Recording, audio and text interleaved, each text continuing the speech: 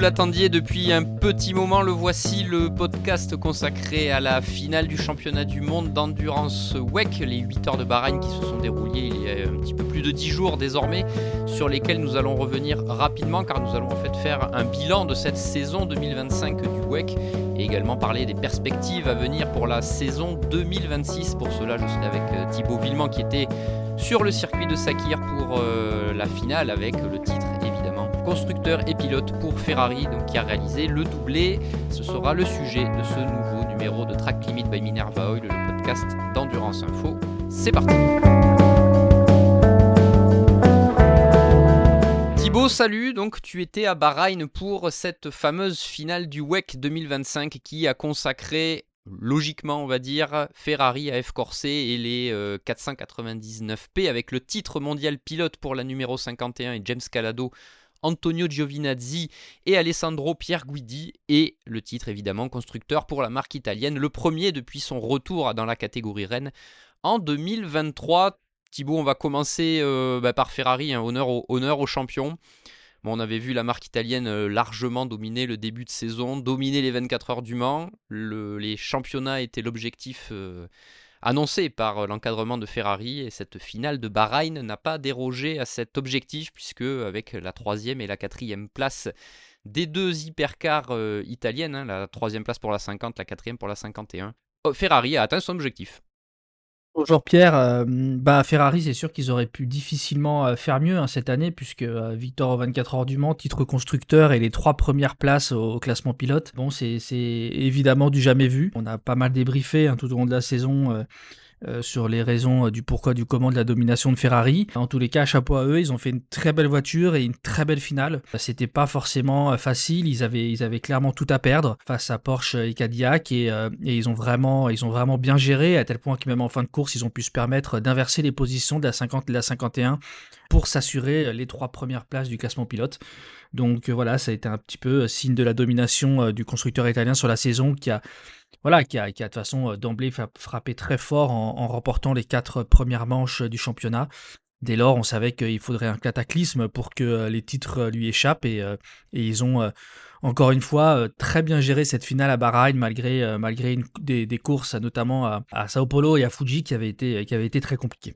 Oui, on a vu, il n'y a pas vraiment eu d'inquiétude pour Ferrari sur cette finale de Bahreïn. On les a vus remonter assez vite en position d'être titrés. On rappelle qu'il y avait des scénarios, multiples scénarios, mais les deux voitures officielles se sont rapidement placées autour du top 5 pour vraiment contrôler, et sans aller vraiment pousser pour chercher absolument la victoire, Thibaut.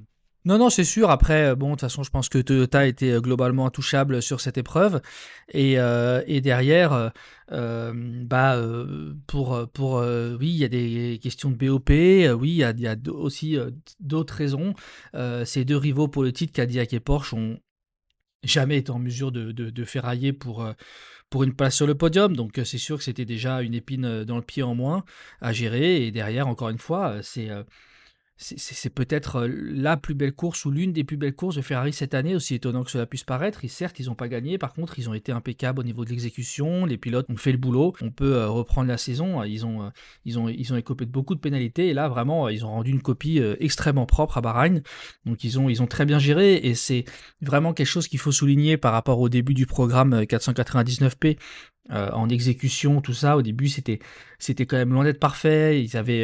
On sait qu'ils étaient en délicatesse avec les pneus, et là, aujourd'hui, ils ont quand même atteint un niveau d'exécution en course qui est absolument remarquable, et c'est ce qui fait aussi ils sont de plus en plus durs à battre, sans bien évidemment oublier une 499P qui est vraiment aujourd'hui certainement avec la GR010 hybride, mais qui est peut-être même aujourd'hui en train de prendre le pas sur sa rivale japonaise. Thibaut, on va faire le point global sur cette saison de Ferrari. En termes comptables, on a 4 victoires pour les 499P. On en a 2 pour les champions, James Calado, Antonio Giovinazzi et Alessandro Pierguidi à Imola et Spa, dans ce fameux début de saison qui les a propulsés très vite au rang de favoris pour le titre. On a la victoire évidemment de la numéro 83 aux 24 heures du Mans pour Phil Hanson, Robert Kubica et Effié, et le succès en ouverture de saison pour Antonio Foucault, Miguel Molina, Niklas Ilsen au Qatar. On a vu ensuite Thibaut la deuxième partie de saison, comme tu disais, un peu plus délicate, hein, on sait les raisons. Mais globalement, Ferrari a fait la saison presque parfaite, tu dirais, ou tu veux pas pousser jusque-là? Presque parfaite. Disons qu'ils ont su, on l'a déjà dit, ils ont forcément profité d'un système de BOP et d'une manufacturer compensation qui est calculé sur les 3 dernières courses. Alors ça a évolué après au fil de la saison, mais en tous les cas, on a débuté la saison ainsi. Et Ferrari n'a pas eu une bonne fin de saison 2024, contrairement à Toyota et Porsche, qui en plus ont été obligés de tout donner, puisqu'ils se sont battus pour les titres pilotes et constructeurs jusqu'à la dernière heure de la dernière course. Donc forcément, ils en ont tiré profit. J'ai déjà donné mon avis là-dessus. Moi, c'est quelque chose que je trouve dommageable. Je trouve ça dommageable la fin d'une saison puisse avoir un impact sur le début de la suivante. La FIA et la CO sont en train d'y travailler. Maintenant, ils ont tiré profit de la situation. Au Mans, ils étaient absolument intouchables. Et puis derrière, non, la saison parfaite. Je veux pas parler de saison parfaite parce que si vous prenez aussi le nombre de pénalités reçues durant la saison, notamment la 51, on a eu beaucoup.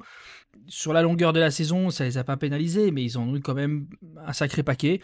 Et après, ils ont eu la tâche de Ferrari a presque été simplifiée par les soucis rencontrés par la 50. Alors à Imola, il y a notamment eu Antonio Fuoco qui est passé, qui a eu tous ses chronos annulés en qualification et qui n'a jamais réussi après à rattraper en course. Ils ont perdu de gros points ce jour-là.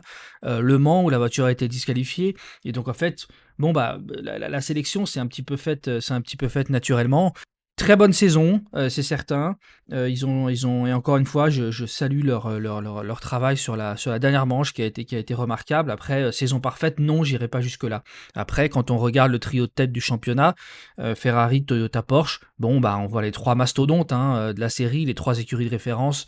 Donc ça, moi je trouve ça ne me choque pas. Après l'ordre, on peut toujours en discuter. Il y a Cadillac qui a été très régulier, qui aurait peut-être mérité un petit peu mieux que cette 4e place. Et derrière, voilà, c'est quoi une saison parfaite? Personne n'est capable de faire une saison parfaite. Après, si aujourd'hui vous me dites quelle est la voiture qui sur le plan stratégique, sur le plan des pénalités, tout ça, a encore fait la saison parfaite. Je suis désolé, je me répète, je pense que c'est la Porsche numéro 6. Et la Porsche numéro 6 aurait encore une fois certainement mérité une meilleure issue. Un mot rapidement, Thibaut, sur les champions du monde pilotes, James Calado, Alessandro Pierguidi, Antonio Giovinazzi. Ils avaient été les premiers à offrir à Ferrari et à la 499P dans le programme la victoire au Mans en 2023. Cette fois, ils atteignent le titre. C'est logique selon toi dans l'environnement Ferrari de voir cet équipage-là titré? Non, non, pour l'histoire c'est sympa parce que James Calado et Alessandro Pierguidi c'est quand même des piliers de Ferrari depuis des années et en GT notamment, donc ils sont vraiment en train de marquer l'histoire de la marque. Donc ça c'est chouette. C'est un petit peu, je me souviens en 2012 quand Benoît Tréluyer, André Lauterer et Marcel Fassler avaient remporté le premier titre du WEC. Ils avaient dit on a un petit peu l'impression de le voler à Tom Christensen, à Ad McNish. Et parce que c'était vieux briscard qui était là depuis longtemps, qui avait lancé Audi en endurance. Bon là on va dire que c'est un petit peu les vieux briscards qui gagnent aussi, qui sont les premiers à faire gagner la voiture au Mans, qui sont les premiers à gagner le titre champion du monde pilote. Donc là-dessus c'est bien. Après pour parler de cet équipage, moi j'aimerais saluer quand même la performance d'Antonio Giovinazzi parce que on n'en parle pas beaucoup, mais il a sacrément haussé son niveau de jeu. Et aujourd'hui, pour moi, c'est vraiment une référence. Alors, il a encore écopé de 2-3 pénalités, c'est des choses à éviter, dont 3, je crois, sur une seule et même course. Mais par contre, en perf et tout, il a vraiment haussé son niveau de jeu. Et on a toujours dit qu'Antonio Fuoco était la référence chronométrique de Ferrari. Et lui, c'est clairement hissé à son niveau, si ce n'est mieux. Donc bravo à lui. Donc non, on va dire, pour l'histoire, c'est logique. Après, moi, aujourd'hui, j'ai encore la sensation que l'équipage de la 50 est un poil au-dessus. Et puis, comment ne pas parler d'équipage de la 83 qui gagne aux 24 heures du Mans avec un pilote Gold. Ils ont fait une super saison. Alors voilà, on peut parler d'écurie privée. Honnêtement, ils ont le même soutien quasiment que les deux autres. Mais voilà, il y a quand même des pilotes. Il y a 2 pilotes qui payent leur baquet, en l'occurrence Phil Hanson et Robert Kubica, grâce au soutien d'Orlen. Donc chapeau à eux parce pour le coup, ils ont fait une saison remarquable. Donc moi aujourd'hui, si tu me demandes quel pilote tu sors dans le giron Ferrari cette année, c'est Kubica, clairement. Thibaut, derrière Ferrari, on retrouve Toyota au classement constructeur avec une 2e place. Alors on va dire que c'est un peu inattendu au vu du début de saison et même de la saison 2025.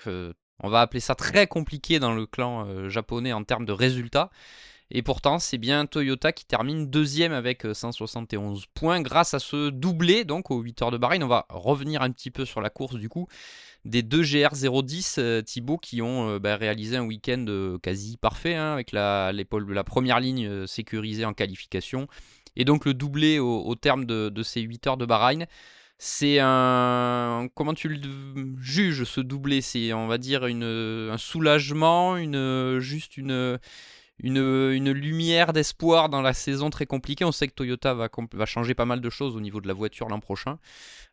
Comment tu juges un peu ce doublé et du coup cette saison de Toyota? Bah, ce doublé, Bahreïn, c'est un circuit qui leur réussit très très bien, hein, clairement. La GR010 est très à l'aise là-bas. Il y a eu, ils ont été quand même, quand on prend les fenêtres de BOP, globalement, ils ont pas été aidés hein, cette année, hein, faut pas se le cacher. Et là, on a l'impression que la fenêtre était un petit peu réduite par rapport aux autres. On va dire les favoris se retrouvent à peu près dans la même fenêtre et Toyota a réussi à faire la différence. Ça n'enlèvera pas ce qui s'est passé durant le reste de la saison, clairement. Mais en tous les cas, ça va pour sûr faire du bien au moral des troupes avant d'attaquer un hiver qui va être studieux, hein, puisque, comme tu l'as dit, la GR010 hybride va copieusement évoluer durant l'hiver. Hein. On a déjà vu des photos de la première séance menée au Castellet. Il y a un gros travail qui a été fait sur la voiture. Et en tous les cas, ce qui est sympa pour l'équipe, c'est que voilà, ça permet de retrouver le sourire. Après, attention, hein, il n'y a pas eu David Fleury, directeur technique, ne s'en cache pas. Hein, la saison n'a pas été parfaite. Je pense notamment à Fuji et à Austin où vraiment l'équipe est passée à côté. Il y a eu des erreurs de commises. Mais voilà, au cœur d'une saison compliquée, ça peut ça peut aussi se comprendre. Donc, c'est chouette de revoir Toyota là parce que faut pas croire ils ont oublié comment faire marcher leur voiture et comment gérer une course de WEC. Donc c'est de bon augure pour la suite. Je pense qu'ils ont corrigé les petites choses qui devaient être corrigées sur la GR010 et il faut les attendre l'année prochaine.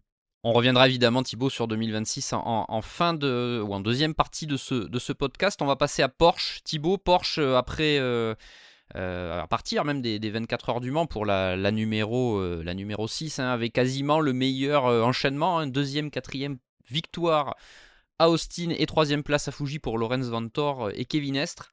Ils étaient en position d'être titrés même s'il fallait encore une fois un petit miracle ou des circonstances très favorables pour que le Français et le Belge conservent leur titre. Bon, finalement, la couronne est abandonnée donc à Ferrari.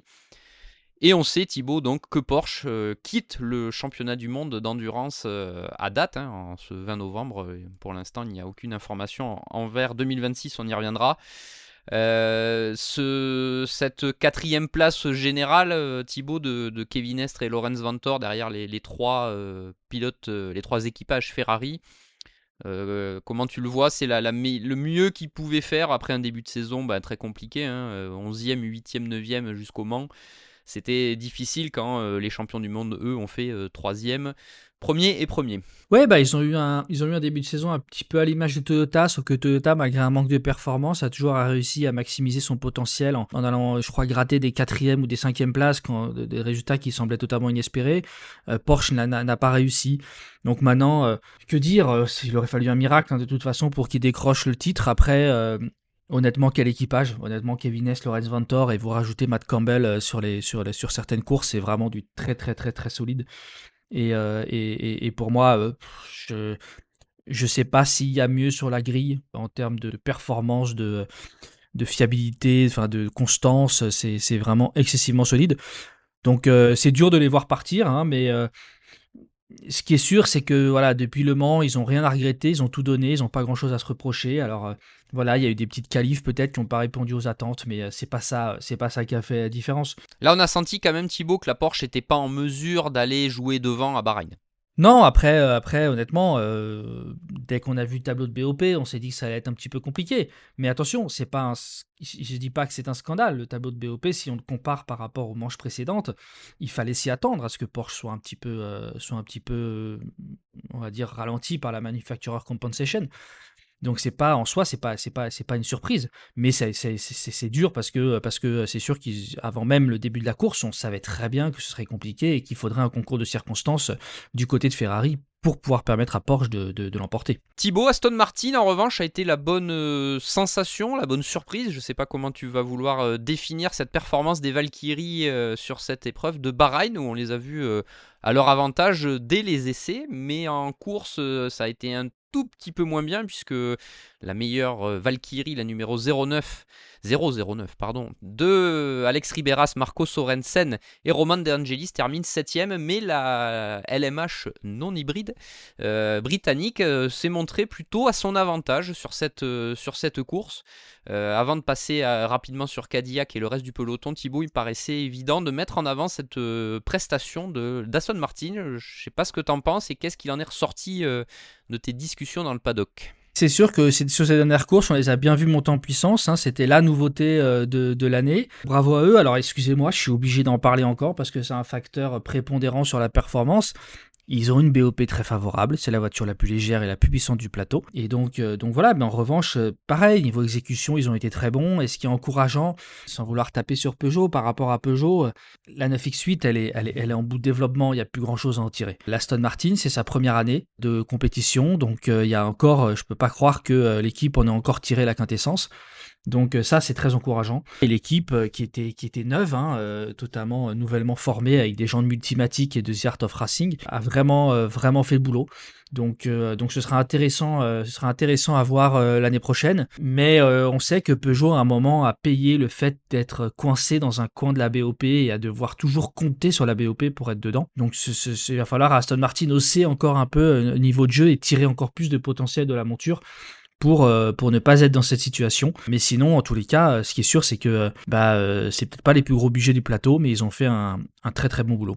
On passe sur Cadillac, Thibaut. Cadillac, là aussi, la numéro 12 de Alex Lynn, Will Stevens et Norman Nato étaient en position de titre, mais le scénario pour que l'équipage soit champion était vraiment très compliqué. 6ème place au final de ces 8 heures de Bahreïn pour l'équipage. Ça a été un petit peu plus compliqué pour la numéro 38 sur ces 8 heures de Bahreïn avec la dernière course de Jenson Button en championnat du monde d'endurance. Thibaut, Cadillac peut-il se satisfaire de cette saison 2025 puisqu'on sait que c'était la première année avec cette nouvelle alliance avec Jota. Qu'est-ce qu'on retire dans le clan américano-britannique de ces 8 heures de Bahreïn et de cette saison sur le plan plus général? Du positif, que du positif, honnêtement, c'est une saison, Cadillac et Team Jota ont appris à se connaître. Il y a eu un gros raté au Qatar. On sait que les deux voitures, alors qu'elles étaient en tête, se sont percutées. Elles étaient très rapides, quasiment aussi rapides que les Ferrari. Il y avait des gros points à aller chercher qui ont été perdus. Et ça au décompte final, ça a un impact, évidemment. Après, honnêtement, ils ont fait un super boulot. La numéro 12, c'est la seule voiture en catégorie hypercar qui a terminé toutes les courses dans les points. Ils ont une voiture qui manque de raceability, on l'a vu au Mans, mais il y a quand même 3 pole positions, il y a un doublé à Sao Paulo, honnêtement, c'est super. Pour moi, c'est une des belles, je vais pas dire surprise parce qu'on sait ce que vaut Team Jota. On sait que la Cadillac a du potentiel. Et ce qui est super encourageant, c'est quand on voit les petites évos qui ont été apportées à la voiture. Pour l'année prochaine, ça promet. Jenson Button est remplacé par Jack Aitken et on sait aussi ce qu'il vaut. Donc non, pour moi, il y a que du positif à tirer de cette saison entre Cadillac et Team Jota. Et il y a des choses à corriger. Il y a une équipe qui se renforce. Et après, il faudra voir pourquoi la 38 a été toujours un petit peu en retrait par rapport à la numéro 12 durant toute la saison. C'était pas qu'à Bahreïn. Et ça, c'est assez curieux. C'est pas que les pilotes, loin de là. On le voit très bien puisque Earl Bamber roule en IMSA avec Action Express. Il est pas autant en retrait. Donc il va falloir que Team Jota et Cadillac se penchent sur ce souci parce que pour aller chatouiller Ferrari et Toyota, va falloir les deux autos et voir ce qui se passe. Donc il y a eu un petit manque de performance et aussi manque de réussite. On sait que il y a eu beaucoup de discussions autour de la pénalité notamment dont a écopé Jenson Button à Bahreïn. À juste titre ou non. Voilà, en tous les cas, il faudra que les deux voitures soient là l'année prochaine pour aller jouer devant. Sam Hignett nous disait dans une interview à paraître sur Endurance Info, cette année le but était d'en gagner une, on a réussi. L'année prochaine, ça ne peut que être de gagner le titre ou les 24 heures du Mans, donc voilà, tout est dit. Thibaut, on passe dans le clan français avec donc Alpine et Peugeot. Le résultat brut des 8 heures de Bahreïn, Thibaut, n'est pas forcément en faveur des Français. 9e et 10e place pour Peugeot, 11e et 12e place pour Alpine, alors que les Peugeot ont été plutôt dans un bon peloton en début de course. Ça s'est un petit peu arrêté sur la dernière partie de course. Peugeot, Thibaut, on va y revenir pour la partie de 2026 où on voit qu'il y a quand même pas mal de changements, tant en termes d'encadrement avec les récentes informations, tant que du côté des pilotes. Est-ce qu'il y a quelque chose à tirer pour Peugeot de cette fin de campagne 2025, sachant qu'il y a, on le sait, du travail en coulisses pour un avenir proche, mais qui ne sera pas 2026. Comment on conclut cette saison dans le clan du Lion? Bah en fait, chez les Français, pour le prendre en globalité, c'est un petit peu deux cas très très différents. Alpine a une voiture performante qui l'a moins été à Bahreïn pour diverses raisons. Notamment, c'est une voiture qui a très peu de charge aéro. Ils sont en train d'y remédier. Hein. Ils ont testé d'ailleurs après la course le package 2026. À Bahreïn, c'est quand même quand on manque de grippe mécanique, c'est quand même préjudiciable. Ils font encore des petites erreurs en exploitation qu'il faut corriger. Donc voilà, après Peugeot, c'est un petit peu la situation, elle est contraire, à savoir qu'ils ont une voiture qui est en bout de développement. Voilà, on va pas se mentir, qui manque de performance et en revanche, ils ont une équipe d'exploit qui en exécution est vraiment depuis quelques courses absolument remarquable. Olivier Jansoni, le directeur technique de Peugeot Sport et qui est dorénavant le directeur de Stellantis Motorsport, est un petit peu frustré après Bahreïn parce que ils ont tenté un pari en fin de course, mais ils ont fait partie des concurrents qui ont été si on peut dire, pénalisés par la dernière intervention de la voiture de sécurité qui n'est pas tombée au bon moment alors qu'ils se battaient clairement dans le top 5. Et là, ça, ils ont payé cher le prix de ce pari qu'ils ont tenté. Donc voilà, mais comme disait Olivier Jansoni à juste titre, on n'avait rien à perdre, on a tenté quelque chose pour avoir un bon résultat. Bon bah on l'a pas, on s'est fait prendre à notre propre jeu, mais voilà, moi là où je suis plus inquiet, c'est pour la saison prochaine parce que la voiture va pas évoluer et que on va en parler après, mais avec les nouveaux systèmes qu'on entend, les voitures qui sont les moins performantes ne seront plus autant aidées, et ça pour Peugeot, ça risque d'être très préjudiciable l'année prochaine. Thibaut, on va conclure sur BMW et Team WRT. Est-ce que c'est, selon toi, la déception de cette saison? Encore un résultat peu enviable, 8e avec la numéro 20, la seconde hypercar a renoncé sur cette course à Bahreïn, la numéro 15 de Dries Vanthoor, Raphaël Marcello, Kevin Magnussen. Thibaut, on attendait forcément mieux de cette alliance. On sait que le duo BMW et WRT va aussi être de la partie en IMSA en 2026. On va y revenir forcément après, mais comment déjà tu jauges et tu juges cette saison 2025 de la M Hybride V8 qui elle aussi évoluera l'an prochain avec cette fameuse nouvelle face avant? Bah c'est oui, t'as raison de le dire, c'est la déception de l'année sans aucun doute parce que ils avaient une trajectoire l'année dernière un petit peu similaire à celle d'Alpine avec une montée en puissance en fin de saison. Ils ont très bien débuté la saison avec 2 podiums je crois au Qatar et à Imola, et derrière ça a été, je suis désolé, une catastrophe. Je crois qu'ils ont marqué moins de points sur les 6 dernières manches que sur les 2 premières. Et si on prend, je crois, les 5 dernières, même c'est le constructeur qui a marqué le moins de points.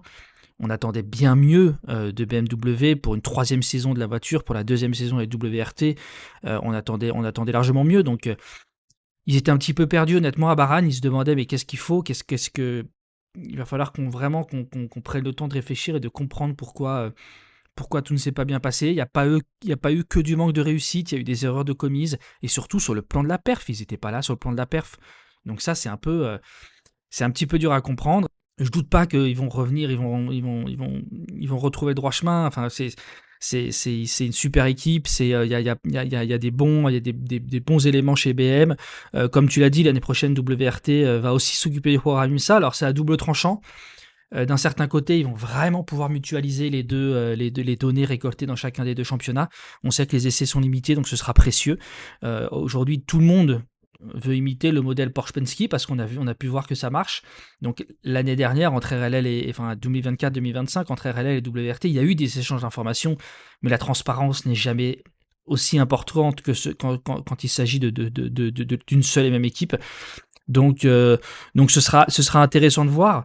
Ce qui est sûr, c'est qu'il va vraiment falloir redresser la barre parce que les résultats ne sont pas du tout en accord avec les attentes. Moi, j'attendais cette association BMW-WRT assez rapidement au niveau de Porsche Penske et pour l'instant, c'est pas du tout le cas. Donc on va voir ce qu'apportent les Evo, on va voir tout ce qu'on a dit avant avec le double programme IMSA WEC pour WRT, mais il va falloir vraiment redresser la barre au plus vite.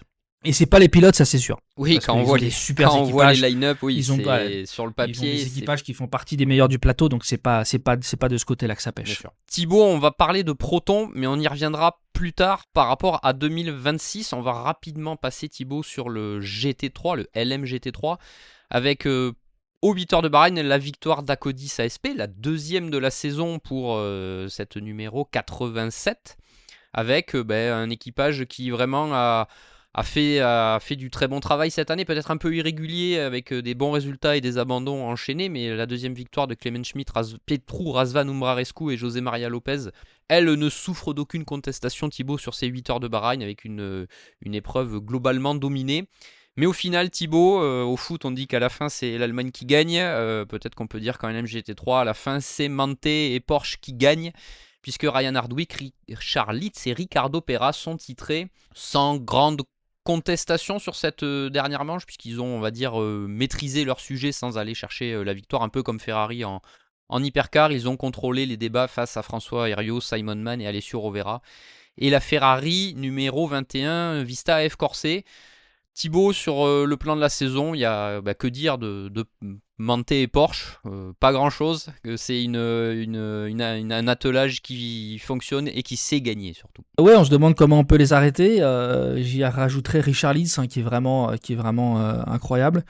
Après, il y a vraiment eu un duel en LMGT3 sur la saison, donc la Porsche numéro 92 et la Ferrari numéro 21. Et ça s'est aussi joué sur la réussite. Pas que la réussite, mais ça s'est aussi joué sur la réussite. On pense notamment à Imola où Simon Mann se fait foutre dehors par Valentino Rossi alors qu'il est en tête de la course, qu'à minima ils vont faire un podium. C'est dur à encaisser parce qu'ils y sont pour rien. Ils ont eu une saison, derrière les trois pilotes, ils ont fait une saison remarquable, mais vraiment remarquable. Aujourd'hui, on a quand même, ça ne retire en rien de la performance de Manthey, mais on a quand même un Ricardo Pera qui est silver sur la Porsche numéro 92, qui va plus vite que des pilotes platine. Donc, faut aussi remettre les choses dans leur contexte. Chapeau, moi je veux vraiment tirer un grand coup de chapeau aux pilotes de la Ferrari numéro 21 parce qu'ils ont effectué une saison remarquable. Honnêtement, s'ils avaient subtilisé le titre à Manthey, ça m'aurait pas choqué parce que encore une fois, ils n'ont pas été épargnés, mais eux vraiment n'ont rien à se reprocher. Il y a eu une erreur de commise à Fuji par le refueler qui avait pas mis assez de carburant, donc ce qui a contraint Alessio Rovera à un ultime arrêt dont il aurait pu se dispenser. Mais voilà, chapeau aux deux, honnêtement. Il mérite autant la Porsche numéro 92 que la Ferrari numéro 21 mérite de repartir avec le titre, donc bravo. Après, pour repasser sur les autres, Acodis ASP, après une première saison compliquée avec Lexus, a été remarquable. Jérôme Polican, le team principal, le dit, les nouveaux pneus durs amenés par Goodyear à Sao Paulo et qui étaient encore de vigueur à Bahreïn les aident bien. Ils ont une voiture qui est quand même centrée assez sur l'avant. Ça a résolu pas mal de leurs soucis. Et aussi de bon augure pour la suite. On voit que cette Lexus RCF a encore du potentiel à revendre et tant mieux parce que on va certainement devoir patienter encore avant de voir la petite sœur débarquer en WEC. Team WRT qu'on attendait peut-être un petit peu mieux. On a Mercedes qui a été globalement assez transparent, mais bon, voilà, c'était une saison de découverte avec les couples maîtres, donc c'était quand même compliqué. Et honnêtement, il y avait peut-être pas forcément les équipages qui étaient au niveau, mais à Bahreïn. Et c'est ce que j'allais te dire, il y a quand même un très bon résultat pour conclure. Exactement, il y a un très bon résultat pour conclure. Et puis on a eu, moi, ma petite déception sur l'année, c'est Corvette. Oui, on est d'accord. Ouais, c'est Corvette. Donc, j'en faisais peut-être, mes favoris en début d'année. Ils avaient répondu présent. La 33 a gagné au Qatar en début de saison. Mais c'est vrai qu'après, sur le papier, c'est un équipage qui doit être dans le top 3 de la saison.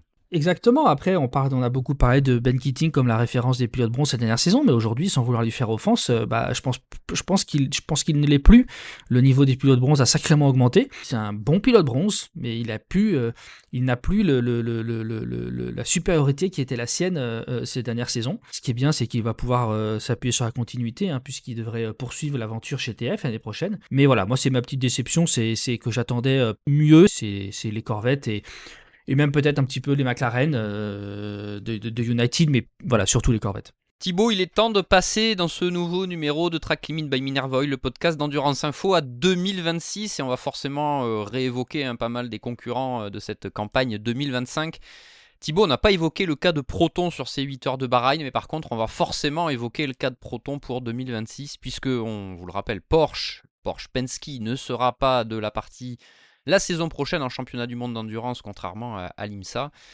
Thibaut, la question que tout le monde se pose aujourd'hui, c'est est-ce que des Porsche 963 seront engagés en WEC en 2026 ? C'est la première question par rapport à la prochaine saison que je te pose. Alors si vous êtes abonné à Endurance Info, vous avez certainement lu notre article. Effectivement, il y a un projet qui se trame en coulisses pour permettre à Proton Competition d'aligner une deuxième Porsche l'année prochaine. Pour rappel, c'est une condition sine qua non. Si Christian Ried n'arrive pas à trouver le financement pour en mettre une deuxième, il ne pourra même pas en mettre une. C'est règlement oblige. Et en corollaire, Porsche ne pourra être aux 24 heures du Mans via notamment l'invitation IMSA. Exactement. Donc voilà, donc comme on l'expliquait, il y a eu des discussions entre Penske, Proton Competition, Ferdi Porsche, le fils de Wolfgang Porsche, CEO de la marque et qui est actuellement patron de Fat Turbo, qui est partenaire de Proton Competition. Aujourd'hui, ça a pris du plomb dans l'aile. On va pas se mentir, ça semble très compliqué. Maintenant, globalement, on a fait comprendre à Roger Penske qu'il fallait qu'il se concentre sur le programme officiel IMSA et pas sur le reste, et que donc Proton Competition se retrouve dans une situation où de toute façon il va devoir trouver les financements par lui-même. Alors c'est assez conséquent. Il n'avait pas l'intention de passer à deux voitures. C'est une victime collatérale de l'arrêt du programme officiel Porsche. Mais s'il y a bien un personnage dans ce paddock qui est prêt à prendre des risques financiers pour être sur la grille, c'est bien Christian Ried. Donc on croise encore les doigts, mais bon, le temps presse, parce que là on est le 20 novembre au moment où on enregistre ce podcast, et il reste plus que 7 jours pour envoyer les dossiers d'inscription pour la saison 2026 du WEC. Donc on va croiser les doigts pour que des solutions soient trouvées, parce que ce serait quand même très dommage. Après, honnêtement, il ne faut pas oublier que l'invitation aux 24 heures du Mans que le Porsche Penske a glané en remportant l'IMSA, libre à la CO aussi de la refuser. Non, mais je ne serais pas choqué. Je serais pas choqué à ce qu'elle soit refusée, honnêtement. On pourra y revenir, mais je suis désolé. Moi, il y a un moment, il faut m'expliquer. Porsche, moi j'ai l'impression que Porsche tourne au dos à son passé. Ils ont leur légende, ils la doivent aux 24 heures du Mans, et notamment aux écuries privées. Ça fait vraiment partie. Le Customer Racing fait partie de leur ADN. Ils ont 4 victoires aux 24 heures du Mans, dont ils se gargarisent. Ils les oublient pas quand ils parlent de 19 victoires au Mans. Et là, bizarrement, ils font rien pour aider leurs écuries clientes. Et comme tu le rappelais, la 963 est la seule voiture Porsche qui n'a pas gagné. Ouais, c'est la seule voiture seule Porsche ayant roulé dans la catégorie Rennes depuis la 908 qui n'a pas gagné 24 heures du Mans. Donc aujourd'hui, je suis désolé, ça demeure. On peut parler de BOP, on peut parler du fait qu'effectivement, la 6 a fait aux 24 heures du Mans, tant en 2024 que 2025, a fait quasiment la course parfaite et n'a pas été récompensée. Mais aujourd'hui, stricto sensu, c'est un échec. Pour moi, c'est un échec. Donc tout ça pour dire, après voilà, moi je comprends pas aujourd'hui la stratégie de Porsche, on pourrait en reparler pendant une heure. Et à un moment, ils ont décidé de tout miser sur la mobilité électrique. C'est en train de leur porter préjudice. Ils décident, au moment où ils décident d'arrêter le WEC, ils disent qu'en plus ils réduisent la voilure sur tout ce qui est électrique dans le domaine de l'industrie. Et là, ils annoncent une deuxième écurie officielle en FE. Alors certes, les budgets ne sont pas comparables, mais le signal, il faudra m'expliquer. Il n'y a aucune logique là-dedans. Moi, perso, je ne comprends pas. Voire même plus, puisqu'il y a aussi une équipe cliente qui sera là aussi à terme. Ouais, bien sûr. Non, mais c'est encore une fois, après, en Formule 1, il y a des histoires de cost cap et tout ça qui font que encore une fois, c'est pas tant sur le plan financier que ça me choque. C'est qu'ils arrêtent le WEC, ils tournent le dos aux 24 heures du Mans. Et à leur histoire. Et voilà, et juste après, ils annoncent une deuxième écurie officielle en FE alors qu'ils sont en train de licencier des milliers de personnes. Ça n'a aucun sens. Donc bref, voilà, tout ça pour dire que en tous les cas, je souhaite vraiment, vraiment, vraiment à Proton Competition de trouver une solution, parce que on va pas se mentir, depuis Jota et écurie officielle Cadillac, c'est la seule écurie privée du plateau. On a déjà parlé de la 83, de la Ferrari. Certes, il y a 2 pilotes qui amènent du budget pour la faire rouler, mais je ne la considère pas comme une écurie privée. Donc je souhaite vraiment à Christian Ried et à ses troupes de trouver des solutions pour rester sur la grille. Ils le méritent, ils ont joué le jeu. Et n'oublions pas que quand la CO et la FIA ont dévoilé ce règlement hypercar, c'était aussi un des objectifs, c'était permettre aux écuries privées de revenir à la catégorie reine. Et si Proton n'est pas là l'année prochaine, on en aura 0. Thibaut, la grosse nouveauté de 2026 sera Genesis avec le Genesis Magma Racing et la GMR 001. Ce 20 novembre, Thibaut, on a les équipages 2026 qui ont été complétés avec les arrivées de Mathieu Jaminet et Paul Louchatin pour rejoindre Mathis Jobert, Dani Juncadella, André Lotterer et Pipo Derani, sans oublier Jamie Chadwick qui elle sera réserviste de l'équipe. Thibaut, ça travaille en coulisses, on sait. Genesis enchaîne les séances, entre les séances plus performance, les séances plus endurance. Ils ont récemment roulé en Espagne, hein, c'est ça ? Ça avance beaucoup, le programme semble vraiment, ça y est, sur les rails, entre la constitution des équipages pour les voitures, la constitution de l'équipe, on sait que aussi c'est une grande partie du travail de Genesis et de l'encadrement.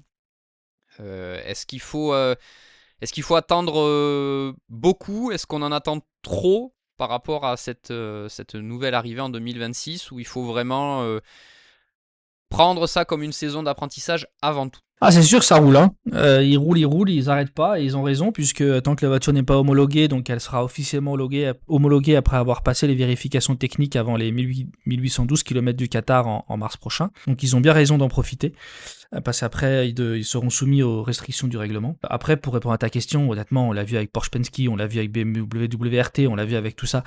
C'est une catégorie qui est très compliquée. Il y a quand même beaucoup de choses, beaucoup de paramètres à comprendre. Faut pas s'étendre à aller voir jouer aux avant-postes à la régulière, en tous les cas, durant la première saison. Après, on a bien vu l'année dernière que Alpine était allé chercher un podium à Fuji. On a vu des écuries très très bien s'en sortir. Mais voilà, il y a quand même beaucoup de travail, et ce serait D'ailleurs, ils attaquent ce défi quand même avec pas mal d'humilité, et ce serait insultant de débarquer en disant salut, bonjour les copains, on va gagner. Ils y mettent les moyens, ça c'est sûr. Il y en a qui ont essayé, hein, on se souvient en 2015, Thibaut. Voilà. Ils ont eu des problèmes.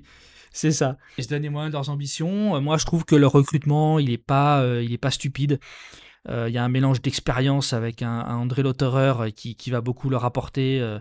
Sur son expertise, sur sa connaissance de la discipline au niveau organisationnel. On a deux pilotes qui sont au sommet de leur art, enfin même 3, avec Paul Louchatin, Pipo Derani et Mathieu Jaminet, hein, qui a quand même était l'un des pilotes les plus en vue du programme Porsche Penske. Donc voilà, il y a la fougue de la jeunesse avec Mathis Jobert. Je pense qu'ils ont fait des choix qui sont cohérents. Ils ont un chef ingé, Justin Taylor, qui est un des ingénieurs les plus prisés du paddock, qui a déjà gagné Le Mans, notamment avec Ferrari en 2023, qui a une expérience de chez Audi, donc qui connaît très bien André Lotterer. Bref, ils ont un bel effectif. Maintenant, c'est pas pour ça que ça va être facile, et ils ont plein de choses à apprendre. Je pense qu'on les verra monter en puissance, mais je ne m'attends pas à les voir jouer, en tous les cas, encore une fois, à la régulière aux avant-postes durant toute la saison. Donc mais les voir sur le podium en fin de saison ne m'étonnerait pas. Thibaut, dans la suite du peloton, on va un petit peu séparer en deux catégories, entre ceux qui vont avoir notamment une voiture qui évolue et ceux dont la voiture ne devrait pas évoluer. On va commencer par cela, entre Peugeot, Thibaut, et Ferrari, qui logiquement ne devrait pas faire évoluer outre mesure sa voiture. C'est un peu deux exemples différents, Thibaut. Peugeot, bon, tu l'as déjà évoqué, il y a une certaine logique puisque la voiture est un peu en bout de développement. Ferrari, par contre, ne fait pas le choix, vraisemblablement, de faire évoluer, comme cela avait été le cas avec le kit Evo qui avait été introduit au Brésil en 2024. C'est un choix qui te surprend ? Non, pas vraiment, parce que, comme tu le dis, en fait, contrairement aux autres, ils sont arrivés avec un kit en cours de saison, ce qui dorénavant est interdit d'ailleurs. Autant Peugeot que Ferrari, il faut s'attendre à des grosses évolutions pour 2027. Donc non, ça me surprend pas. Après, comme tu dis, les deux cas sont très très différents. Moi, je m'inquiète beaucoup pour Peugeot parce qu'on va y revenir après. C'est la grosse nouveauté. On va revenir après un petit peu sur ce qui se trame en coulisses pour la BOP. Globalement, il semblerait quand même que les voitures les moins rapides seront moins aidées que cette année, et c'est une très mauvaise nouvelle pour pour Peugeot qui est à l'extrémité de la fenêtre. À Fuji encore, ils avaient la voiture la plus légère et la plus puissante, tout comme Aston Martin. Ce fut pas le cas à Bahreïn, mais c'était la deuxième après l'Aston, la plus avantagée. Donc moi, je suis assez inquiet là-dessus pour Peugeot. Je pense qu'ils vont devoir ronger leurs freins en 2026 avant d'arriver avec ce qu'on peut appeler une nouvelle voiture. En tous les cas, ce sera une énorme Evo pour 2027. Donc même s'ils l'ont toujours pas officialisé. Ils n'ont pas le choix, ils sont acculés dans le coin de la BOP, ils sont trop limites et d'ailleurs ils l'ont payé aux 24 heures du Mans où de toute façon à partir du moment où on a vu la BOP on savait qu'ils ne pourraient rien faire. Ils vont devoir évoluer. Voilà. Après Ferrari ils ont tellement progressé dans leur compréhension de la voiture et dans ce kit qu'ils ont amené au Brésil que je me fais pas trop de soucis. Ils seront là, ils ont un package connu qu'ils vont pouvoir exploiter au max et encore une fois ils ont une marge de progression qui concerne l'exécution et les pénalités de leurs pilotes. Je me fais pas trop de soucis pour eux. On rappellera Thibaut que si les équipages Ferrari ne devraient pas évoluer outre mesure, en revanche, ça va évoluer du côté de chez Peugeot, hein, mécaniquement, puisque on sait que Théo Pourchaire sera titularisé l'an prochain. Nick Cassidy sera également de la partie et on sait que Stoffel Van Dorn fera son retour ou son non-départ comme vous voulez. Voilà. Donc ça sera évidemment un élément à prendre en compte. Thibaut, de l'autre côté, on a quand même beaucoup... Ils perdent Michael Jensen. C'est quand même un gros poisson, mais attention, Nick Cassidy, c'est du très très haut niveau. C'est du très haut niveau. Théo Pourchaire aussi, il n'y a pas de... Au niveau équipage, j'ai pas trop de doutes là-dessus. Donc voilà. Dans le clan de ceux qui vont changer pas mal de choses, on peut mettre dans le même panier, Thibaut, Toyota, Cadillac, BM et Alpine, puisque toutes ces voitures vont sensiblement évoluer. Chez Cadillac, on va commencer par là, Thibaut. Certes, au niveau des équipages, on sait que Jack Aitken remplacera Jenson Button sur la numéro 38. Par contre, ce qui va vraiment changer, et on l'a vu Thibaut ces derniers jours aux essais IMSA de pré-saison, l'IMSA Sanction Test, on vous invite à écouter le précédent numéro de notre podcast où avec Laurent Mercier nous étions revenus sur ces essais. Cette V-Series.R, Thibaut, évolue sensiblement, notamment avec ce fameux aileron arrière rabaissé. Est-ce que c'est l'élément qui va aussi faire passer un step à Jota ? Ouais, sans nul doute, parce que, encore une fois, on en a déjà parlé, on a vu que la voiture manquait de raceability, donc de capacité à dépasser et à se défendre face à ses concurrents. On l'a vu notamment aux 24 heures du Mans, elle pêche en ligne droite, c'est une voiture qui génère... En fait, elle est vraiment à l'opposé de l'Alpine, c'est une voiture qui génère beaucoup d'aéro, qui a trop de traînées. L'Alpine, c'est le contraire. Et donc, il y a des circuits comme Sao Paulo où c'est pas trop préjudiciable. Il y en a d'autres où ça l'est. Donc là, ils ont beaucoup travaillé là-dessus. Et en fait, le règlement impose un seul élément aéro ajustable. Jusque-là, ils avaient un aileron à l'avant. Par contre, qu'ils ont finalement mis cette année à l'arrière, d'où cet aileron rabaissé. Ils ont enlevé toutes les petites ailettes qui créaient de la traînée. Et donc, je pense qu'ils ont fait un beau step et ça devrait clairement les aider à gagner encore une fois en ce que les Anglais appellent la raceability.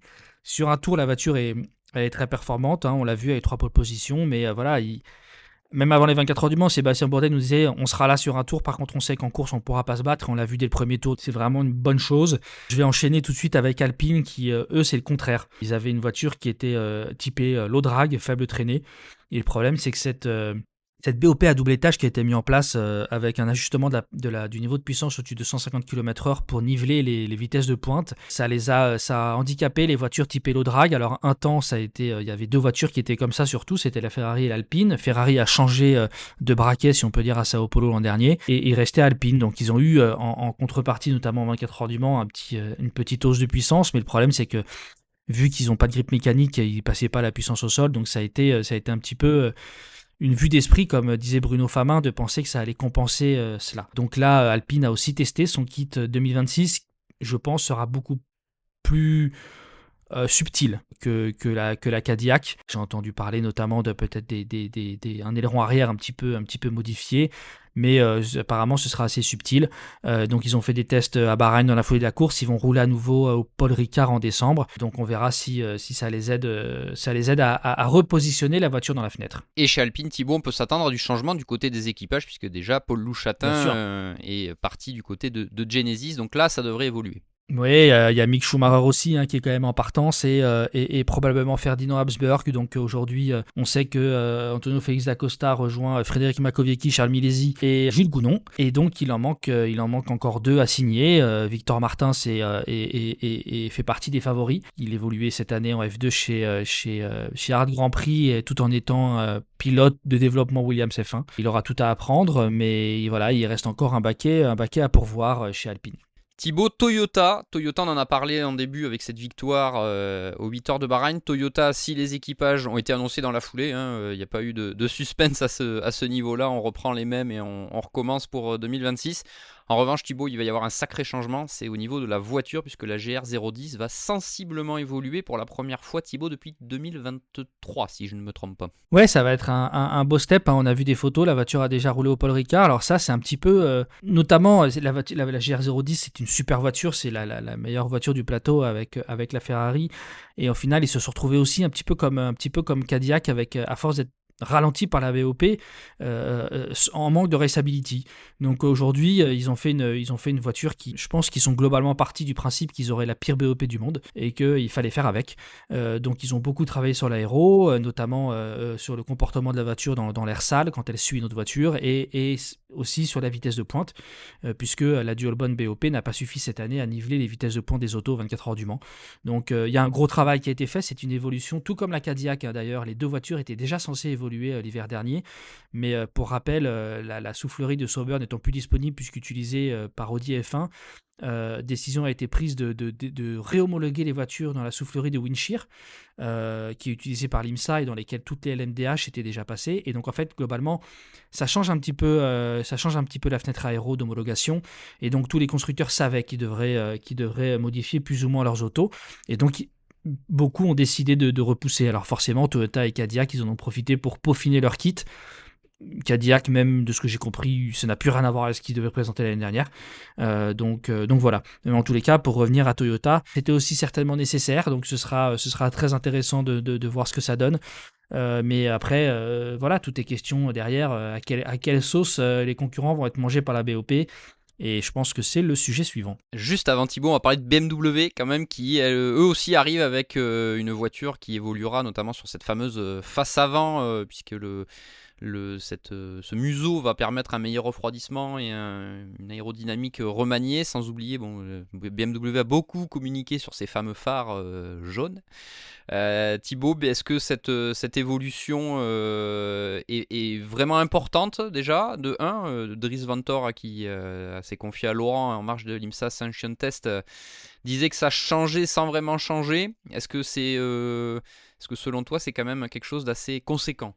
Bah écoutez, Arim Klein, donc le patron du projet BMW LMDH, ils ont surtout essayé de gagner en constance. Donc ils avaient un souci de frein la saison dernière qu'ils ont résolu en passant de Carbone Industrie à Brembo, donc le même transfert que fait Cadillac cet hiver. Et donc ça les a bien aidés. Par contre, la voiture manque de constance. Donc c'est sûr que sur un relais, je peux comprendre que Dries Vanthoor ne sente pas une énorme différence, mais il semblerait que la voiture soit quand même plus facile à conduire, notamment sur les longs relais.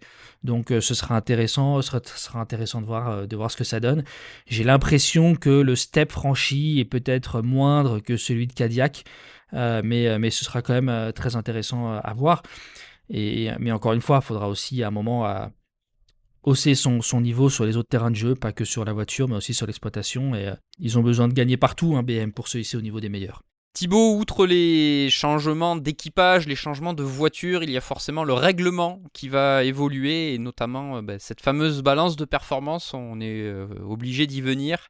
Thibaut, 2026 devrait amener pas mal donc d'évolution de ce côté-là. Ouais, exactement. Ça, c'est pour moi, ce sera le gros changement. On en a déjà parlé et la BOP a beaucoup trop fait parler cette année. Donc la SEO, la FIA reconnaissent aujourd'hui ouvertement que le mieux est l'ennemi du bien et à vouloir absolument compenser à 100% les performances des uns et des autres.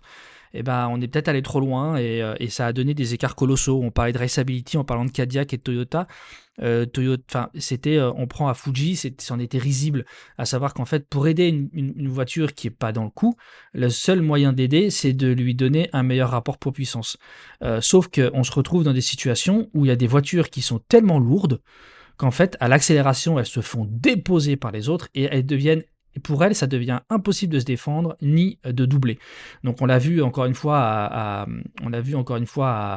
à Fuji, ça a été criant. Vu le début de ligne droite des stands, honnêtement, quand on voyait la Ferrari, la Toyota, c'était même la Porsche, on a l'impression que c'était face à l'Aston Martin et la Peugeot, honnêtement, c'était des P1 face à des P2, quoi. Donc tout ça, c'est plus possible. On peut pas pénaliser les meilleures voitures à ce point-là. Donc en fait, aujourd'hui, honnêtement, je schématise bien évidemment, je vais à l'extrême, mais on a l'impression que le meilleur choix à faire, c'est de faire une voiture qui est moins bonne que la concurrence. Comme ça, on a plus de puissance, on a un meilleur rapport poids-puissance, et derrière, bah, en fait, on devient. Au final, à Fuji, en qualification, c'était très serré. Tout était très serré. Par contre, en course, bah, la donne, c'était pas la même. Donc, et ça, ce genre de situation, on veut plus le revoir. Il faut plus le revoir. On peut pas tout niveler par le bas. Donc, c'est aussi à ceux qui ont fait le moins bon boulot de travailler pour rattraper les autres.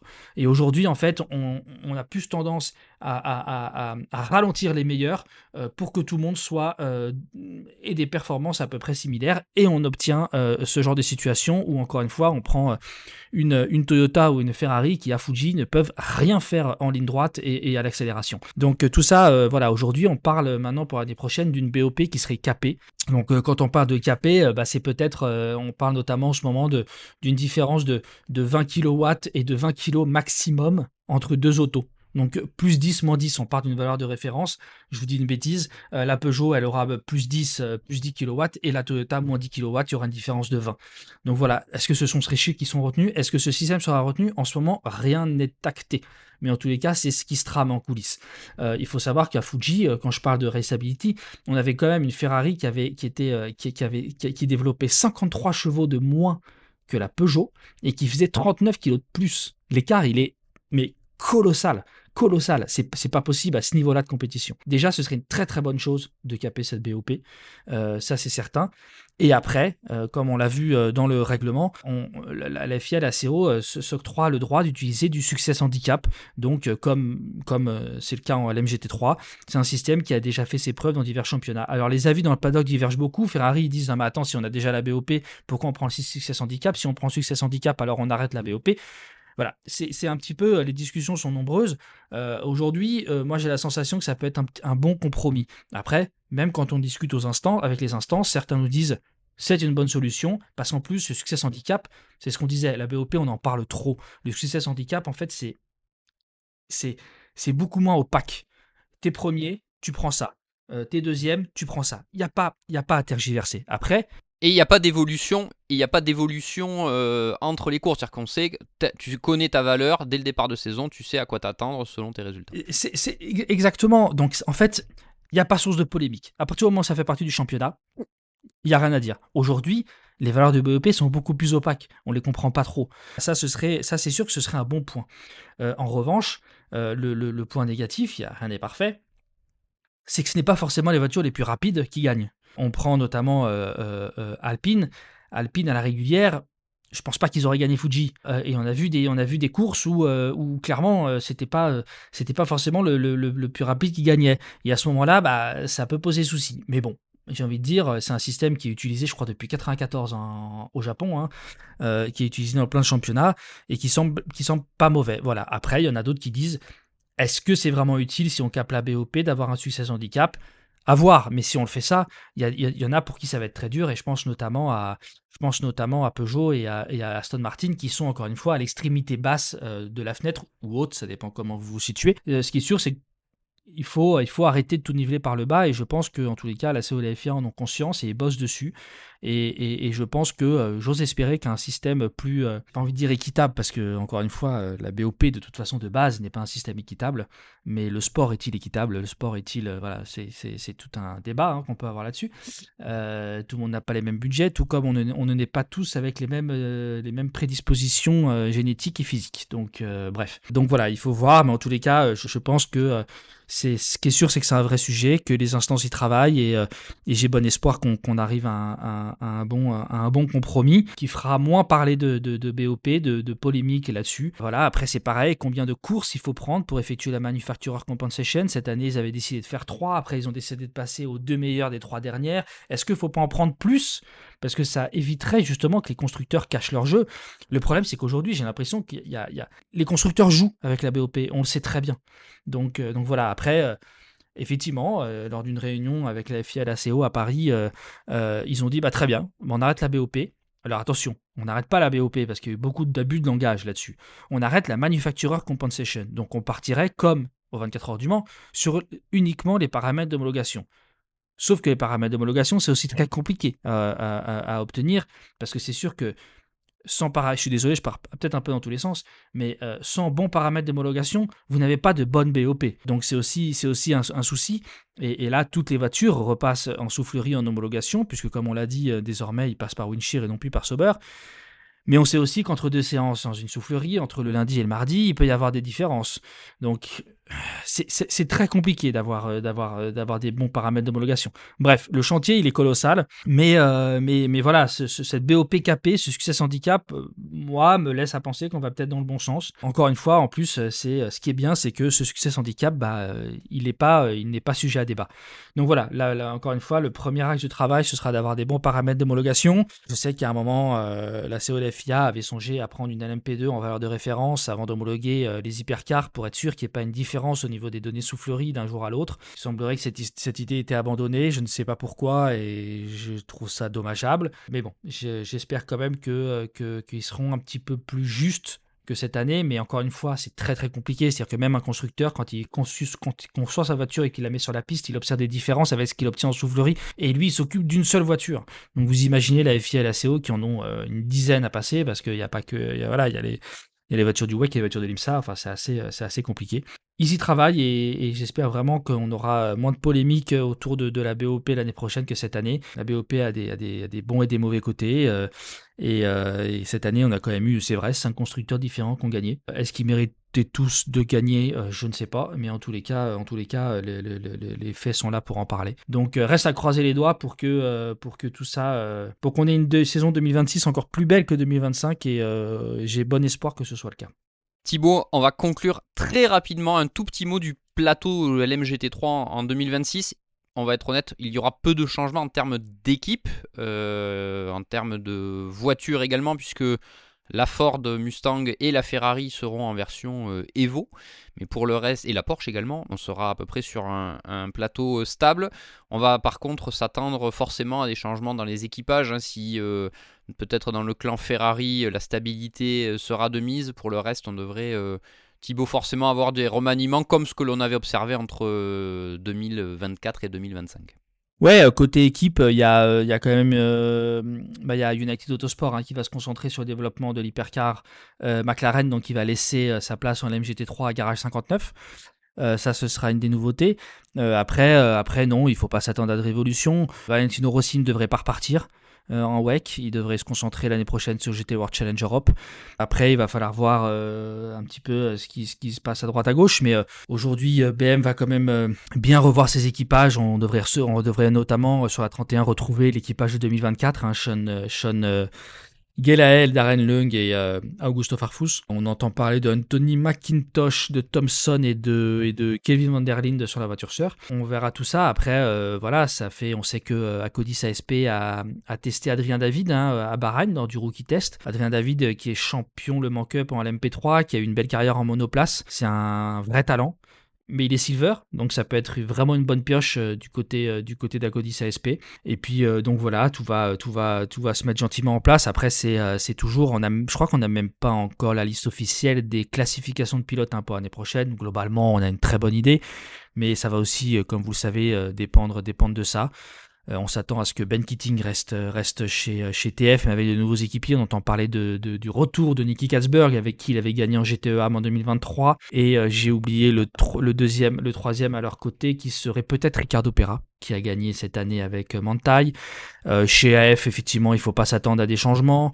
Tom Van Rompuy est en quête d'un autre volant puisque ce devrait être plein chez Corvette. Donc il devrait parce qu'on entend parler de Sally Oluch aussi, CTF Sport. Donc Tom Van Rompuy peut-être va rebondir chez Iron Lynx. On sait qu'il a testé la Mercedes lors du rookie test. Donc voilà, tout va se mettre gentiment en place avec des équipages, j'ai l'impression, qui seront encore un peu meilleur que ce qu'on a vu cette année, donc ça va être intéressant. D'ailleurs, je suis assez content cette année, j'ai l'impression qu'on a un petit peu plus vu le LMGT3 par rapport à 2024 et je trouve que c'est une bonne chose. On a eu des belles luttes et ce sera encore le cas l'année prochaine, donc voilà, faut pas oublier le LMGT3. Le mot de conclusion de ce numéro de Track Limit by Minerva Oil, le podcast d'Endurance Info, avec comme sujet principal d'aujourd'hui donc le bilan de la saison 2025 et les perspectives pour la saison 2026 du WEC. On se donne rendez-vous très vite dans un prochain numéro de Track Limit. Merci Thibaut et à bientôt. Merci à tous.